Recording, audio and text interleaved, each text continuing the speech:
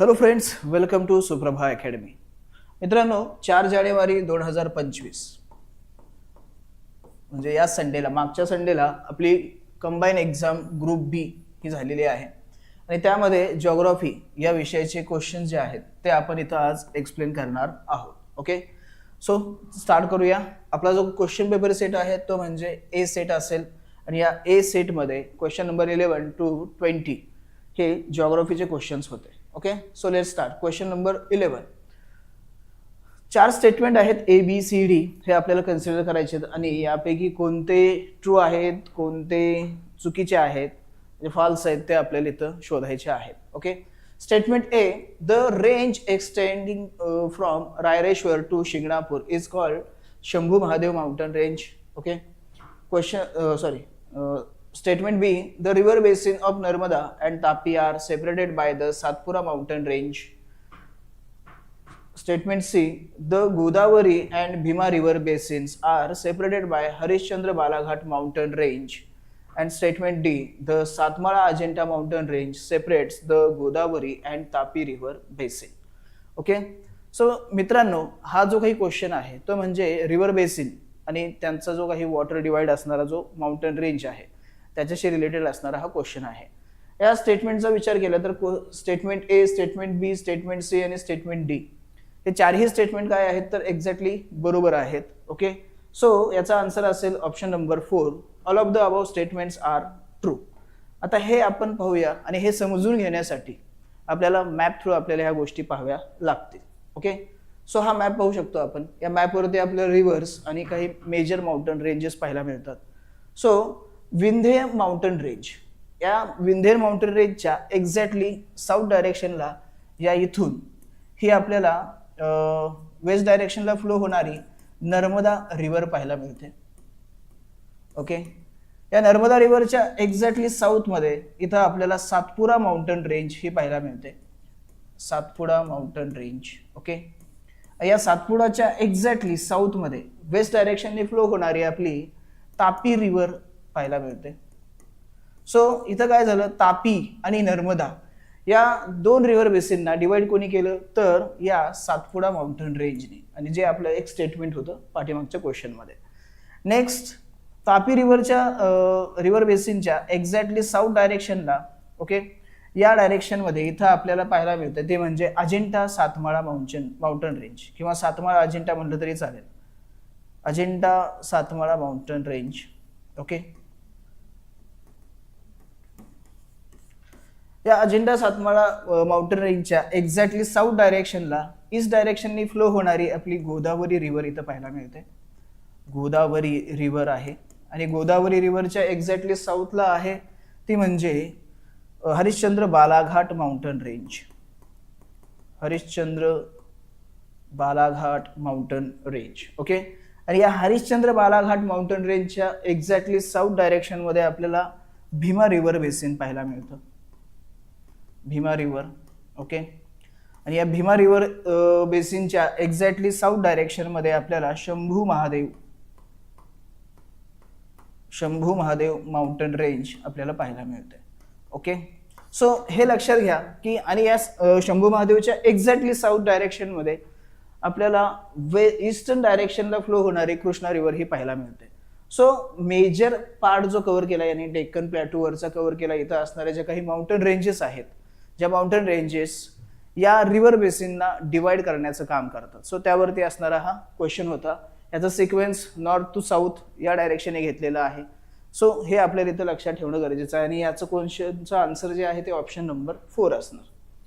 Next question, question number 12.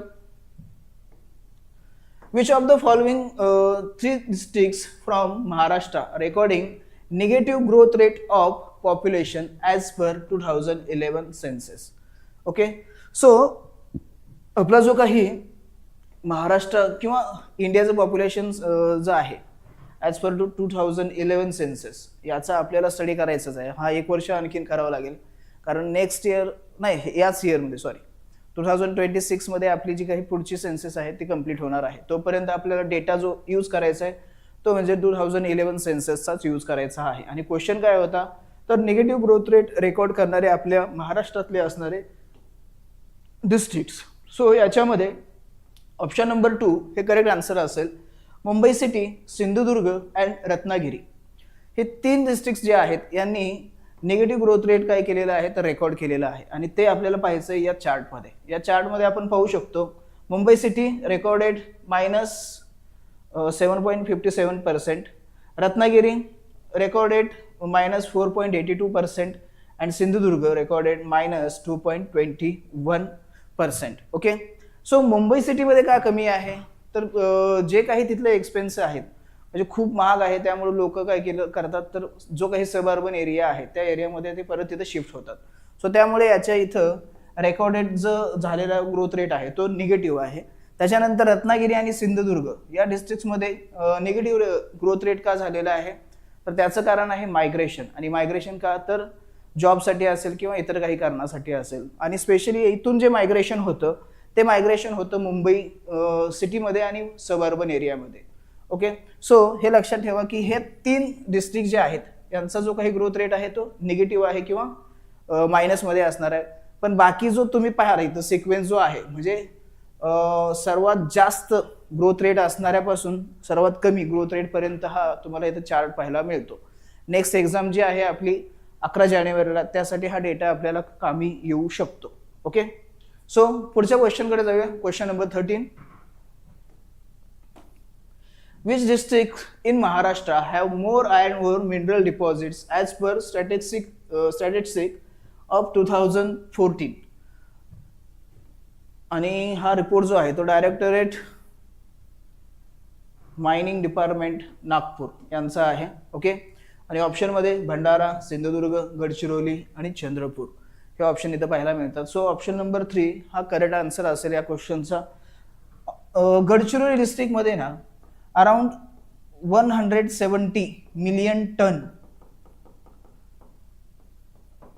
Ton एवढे काय आहे तर आपल्याला तिथं आयर्न ओरचे डिपॉझिट हे पाहायला मिळतात. आता डिपॉझिट हा पार्ट वेगळा असतो आणि मायनिंग करून त्यापासून प्रोडक्शन करणं हा पार्ट वेगळा असतो. सो डिपॉझिटचं जर आपण कन्सिडर केलं तर त्या केसमध्ये गडचिरोलीमध्ये काय आहे तर सर्वाधिक डिपॉझिट इथं तुम्हाला पाहायला मिळतात. आणि जर मायनिंगचा जर विचार केला तर मायनिंगमध्ये चंद्रपूर असेल किंवा भंडाऱ्याचा काही भाग असेल, सिंधुदुर्ग असेल, या डिस्ट्रिक्ट थोड्याशा पुढे असलेले इथं पाहायला मिळतात. ओके, सो डिपॉझिट म्हटलं की गडचिरोली फर्स्ट रँकवरती येतो, हे इथं लक्षात ठेवायचं. Next question number 14. आणि हा क्वेश्चन आहे तो म्हणजे कोपेन क्लायमेट झोनच्या संबंधामध्ये. कोपेनने काही कोड डेव्हलप केलेले आहेत. या कोडमध्ये specially capital letter ABCD okay या लेटर्सचा यूज केलेला आहे. आता हा कोड आणि पुढे त्याचं क्लायमेट टाईप हा आपल्याला इथं याच्या काय करायच्या तर जोड्या जोडायच्या आहेत. सो CWG हा आहे मेसोथर्मल, त्यानंतर BWHW हा आहे हॉट डेझर्ट, त्यानंतर DFC जो आहे तो DFC असणार आहे कोल्ड अँड ह्युमिड विंटर, आणि AMW जो आहे तो असणार आहे ट्रॉपिकल मान्सून, जो काही क्लायमेट टाईप आहे त्याच्यासाठी असेल. सो ऑप्शन नंबर 1 हे आपलं करेक्ट आन्सर असणार आहे कोपेन क्लायमेट झोन. आता हा काही महाराष्ट्राशी रिलेटेड नव्हता किंवा इंडियाशी रिलेटेड नव्हता, पण मे बी इन फ्युचर आपल्याला याच्यावरती क्वेश्चन येऊ शकतो की महाराष्ट्राला कोपेनच्या क्लायमेट कंडिशननुसार जर डिवाइड केलेलं असेल तर ते किती पार्टमध्ये आहे आणि कोणकोणते एरिया कोणकोणत्या पार्टमध्ये येतात. सो तेही आपल्याला इथं समजून घेणं गरजेचं आहे. Next question number 15. Consider the following statements. आता स्टेटमेंट्स आहेत 3. The Chenab river originates near the Zojila pass. हे स्टेटमेंट जे आहे ते करेक्ट नाही आहे तर ते इनकरेक्ट आहे. बिकॉज जो काही चिनाब रिव्हरचा ऑरिजिन असणारी जी पास आहे ती झोजिला नाही आहे तर ती आहे बारालाचा पास किंवा बारालाचा असंही म्हणतात त्याला. बारालाचा पास जो आहे त्या पासचे इथं चिनाब रिव्हर ऑरिजिन होते. Next, the source of Ravi river is near the Rohtang pass. हे स्टेटमेंट करेक्ट आहे. Next, the source of Sutlej river किंवा Sutlej river is near Rakas lake. So B आणि सी स्टेटमेंट हे काय आहेत तर करेक्ट आहेत आणि ए स्टेटमेंट हे रॉंग असेल. मग आपल्याला बी आणि सी स्टेटमेंट करेक्ट असणारा ऑप्शन शोधायचा आणि ते असेल option number 3. So option number 3 हे करेक्ट आन्सर असेल आणि याचं एक्सप्लेनेशन आपण या मॅपवरती पाहू शकतो. हे आपली सुतलज रिव्हर, याचं जर ऑरिजिन पाहिलं तुम्ही तर हे कुठं पाहायला मिळतं, मानसरोवर इथं, राकस लेक या इथं पाहायला मिळतं. त्यानंतर रावी रिव्हर जी आहे, या रावी रिव्हरचं जे काही ऑरिजिन आहे ते रोहतांग पास इथं असलेलं आपल्याला पाहायला मिळतं. आणि चिनाब रिव्हर जी आहे, ही चिनाब रिव्हर बारालापच्या पास या इथं आपल्याला याचं ऑरिजिन पाहायला मिळतं. आणि ह्या सर्व रिव्हर ज्या आहेत ह्या ॲक्च्युअलमध्ये जे आपली इंडस रिव्हर आहे त्या इंडस रिव्हरच्या ट्रिब्युटरीज आहेत, हेही इथं लक्षात ठेवा. ओके, सो नेक्स्ट आपल्याला काय असेल पुढचा जो काही अपेक्षित असणारा प्रश्न याच्यावरती, तर तो या सिंधू रिव्हरच्या इतर ज्या असणाऱ्या काही ट्रिब्युटरीज आहेत किंवा त्यांचं ऑरिजिन काय आहे त्यावरतीही क्वेश्चन येऊ शकतो. सो तेही इथं लक्षात ठेवा. आणि स्पेशली रिव्हर बेसिन असेल किंवा आपले जे काही हे आहेत मिनरल्स आहेत याच्या बाबतीमध्ये मॅप थ्रू जेवढा तुम्ही चांगला स्टडी कराल तेवढं आपल्या ते परफेक्ट लक्षामध्ये राहण्याला मदत करतं. ठीक आहे, so next, which of the following statements are correct regarding the rainfall of Maharashtra. 4 statement दिलेले आहेत, A, B, C, D. First statement, in Maharashtra the air pressure decreases from west to east the beginning of the monsoon season. Okay, before monsoon season म्हणजे monsoon season येणे अगोदर ना, March, April, मे या 3 महिन्यामध्ये आपल्याकडे समर season सुरू असतो. आणि समरमध्ये काय होतं तर जमीन खूप गरम झालेली असते आणि याचा इफेक्ट काय होतो तर तिथली हवा ही देखील गरम होते. आणि आपल्याला माहिती आहे की गरम हवा ही काय असते, हलकी असते. त्यामुळे काय होतं तिथं लो प्रेशर एरिया हा क्रिएट झालेला असतो. ओके, सो स्टेटमेंट ए हे बरोबर आहे. Next statement, the distribution of rainfall in the state depends mainly on the distribution of natural vegetation. आता हे स्टेटमेंट जे आहे ते चुकीचं आहे. का चुकीचं आहे, कारण रेनफॉल हा डिपेंड आहे तो नॅचरल व्हेजिटेशनवरती नाही, तर तिथला जो काही टोपोग्राफी आहे त्या टोपोग्राफीवरती डिपेंड असलेला आपल्याला पाहायला मिळतं. सो बी स्टेटमेंट इनकरेक्ट आहे. C statement, when the southwest monsoon winds move eastward from the ghats their vapor holding capacity increases. Yes, okay, so हा स्टेटमेंट जे आहे ते बरोबर आहे. एक्झॅक्टली जो आपला वेस्टर्न घाट आहे, वेस्टर्न घाटच्या ईस्टर्न डायरेक्शनला ज्यावेळी हे मान्सून विंड्स पुढे येतात त्यावेळी काय होतं तर त्यांची वेपर होल्डिंग कॅपॅसिटी जी आहे ती वाढलेली असते. त्यामुळं एक्झॅक्टली जो पार्ट आपला जो वेस्टर्न घाट किंवा सह्याद्री म्हणतो आपण, सो त्या सह्याद्रीच्या ईस्टर्न साईडला असणारा जो पार्ट आहे तिथं आपल्याला एक शॅडो झोन पाहायला मिळतो, रेन शॅडो झोन पाहायला मिळतो. आणि त्याच्यानंतर पुढे गेल्यानंतर काय होतं, जसं जसं ह्या मान्सून विंड्स जे आहेत ते ईस्टर्न साईडला फ्लो व्हायला लागतात, पुढे जायला लागतात, त्यावेळी काय होतं तर रेनफॉल हा इन्क्रीज होत जातो. सो सी स्टेटमेंट देखील काय आहे तर बरोबर असलेलं पाहायला मिळतं. D statement, rainfall increases for west to east Vidarbha. Okay, so हे स्टेटमेंट आपण इथंच डिस्कस केलेलं आहे. सो तेही बरोबरच आहे. सो ए, सी आणि डी हे तिन्ही स्टेटमेंट बरोबर असतील आणि बी हे इनकरेक्ट असणार आहे. सो ऑप्शन 4 हा आपला इथं आन्सर असणार आहे. ए, सी, डी हे करेक्ट असेल आणि बी हे इनकरेक्ट असणार आहे. Okay, so next question, question number 17, which of the following statements are false. आता इथं आपल्याला परत 4 स्टेटमेंट दिलेले आहेत. Statement A, the Kamthi coal field is located in the arm river valley.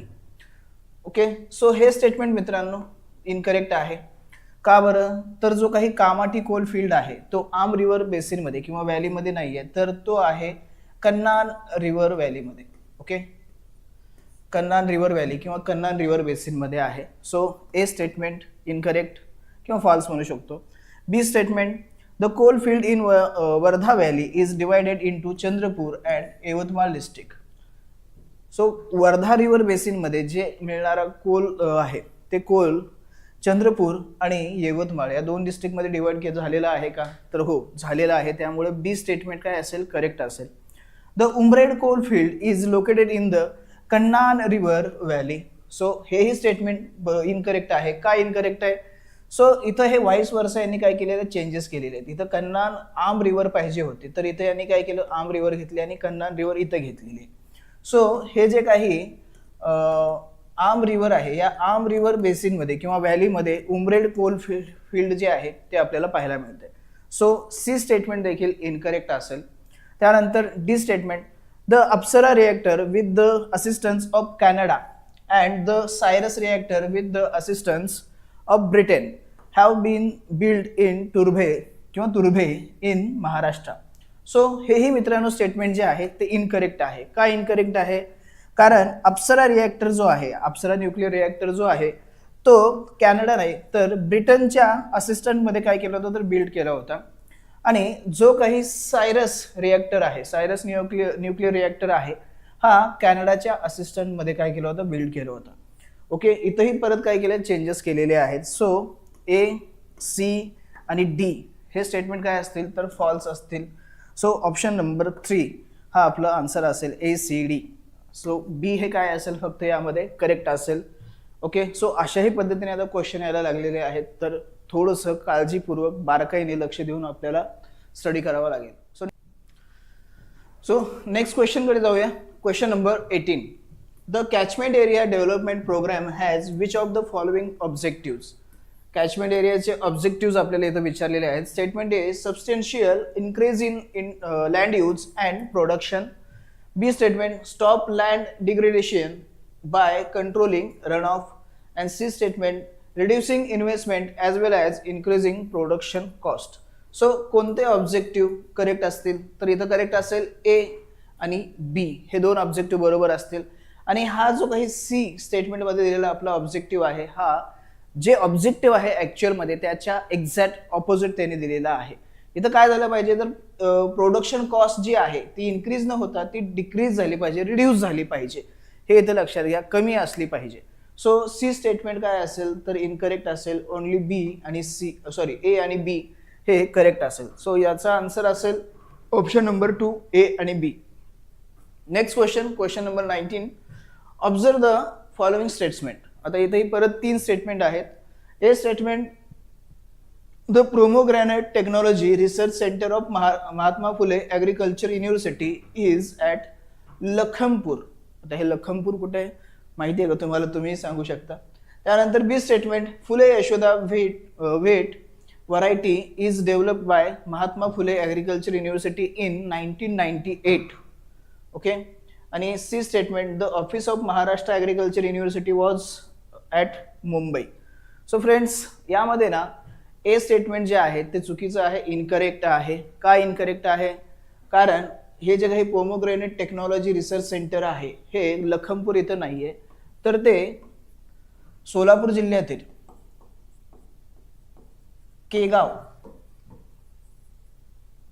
Kegaon या ठिकाणी ते आपल्याला पाहायला मिळतं. सो बी आणि सी हे दोन स्टेटमेंट काय असतील करेक्ट असतील. सो याचा आन्सर असेल option number 3 statement B and C are correct. Next question number 20 and last question of geography. Which of the following statements are true? Statements are true. Vaitarna and Tansa are the tributaries of Ullas River. Ullas River is the longest river of coastal area of Maharashtra. Okay. तर या वैतरणा आणि तानसा या tributary आहेत का तर नाही. कारण का वैतरणा ही इंडिपेंडेंट अशी एक रिव्हर आहे जी कोणाचीही ट्रिब्युटरी नाही आहे. सो ए स्टेटमेंट काय असेल इनकरेक्ट असेल किंवा फॉल्स असेल. Krishna river basin is to the south of Khanapur plateau. Yes बरोबर आहे, हे स्टेटमेंट करेक्ट आहे. कृष्णा रिव्हर बेसिन जे आहे ते एक्झॅक्टली खानापूर प्लॅट्यूच्या एक्झॅक्टली काय असेल तर साऊथ डायरेक्शनला आहे. त्यानंतर C Manyad river basin is Godavari river basin is in Manyad river basin is in Godavari river basin. Okay, so C statement देखील काय असेल तर करेक्ट असेल. कारण मन्याड रिव्हर जी आहे ही मन्याड रिव्हर, सो ही मन्याड रिव्हर मांजरा रिव्हर जी की एक गोदावरीची ट्रिब्युटरी आहे, मेजर अशी ट्रिब्युटरी आहे, लॉंगेस्ट असणारी अशी ट्रिब्युटरी आहे. सो त्या मांजरा रिव्हरची ही मन्याड रिव्हर ही एक ट्रिब्युटरी आहे. सो याचा इनडायरेक्टली काय असेल कनेक्शन हे गोदावरी सोबत असणार आहे. कारण मांजरा असेल किंवा मन्याड असेल ह्या आफ्टर ऑल गोदावरी रिव्हर बेसिनचाच काय आहेत तर पार्ट आहेत. सो त्यामुळे बी आणि सी स्टेटमेंट करेक्ट असेल आणि ए स्टेटमेंट जे आहे ते इनकरेक्ट असणार आहे. सो आन्सर असेल आपलं सी आणि डी स्टेटमेंट करेक्ट. बी आणि सी, डी नाहीच इथं सॉरी. सो बी आणि सी म्हणजेच ऑप्शन नंबर 4 हे काय असेल आपल्या इथं आन्सर असणार आहे. ओके, सो थांबूया फ्रेंड्स, भेटूया परत अशाच एका नवीन व्हिडिओसोबत. जर तुम्हाला काही कंप्लेंट असतील, काही इन्क्वायरी असतील, काही क्वेरीज असतील, सो तुम्ही खाली दिलेले आपले जे नंबर आहेत त्यावरती कॉल करू शकता आणि एक्स्ट्राची इन्फॉर्मेशन आपल्याकडून मिळवू शकता. इवन तुम्हाला मेंटोरिंग हवं असेल किंवा कुठल्या सब्जेक्टमध्ये, कुठल्या सब्जेक्टच्या टार्गेट्समध्ये काही डाऊट असेल तरीही तुम्ही आमच्याशी कॉन्टॅक्ट करू शकता. धन्यवाद.